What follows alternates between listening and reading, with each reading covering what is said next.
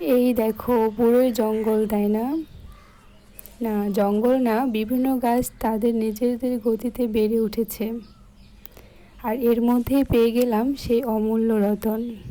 এই যে দেখো। হ্যাঁ, এটি আমার কাছে অমূল্য রতন। আমি তো এটা দেখার পরে খুব খুশি হয়েছি। আমি জানতামই না যে আমার বাড়ির পাশে এই গাছটি রয়েছে।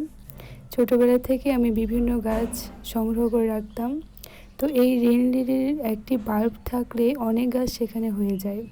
তা আমি হঠাৎই এই গাছটি দেখতে পেয়ে তো খুব খুশি। পরবর্তীতে টবে রোপণ করে ফেললাম। আর এই ফুলটি বৃষ্টির দিনে বর্ষাকালে ফুল ফুটে থাকে। গাছটি দেখার পরে তো আমি খুব খুশি। আর তারপর আমি টবে রোপণ করে ফেলেছি। আর এখন অপেক্ষায় আছি যে কবে ফুল আসবে। আর এই বৃষ্টির দিনে ফুলটি আসবে।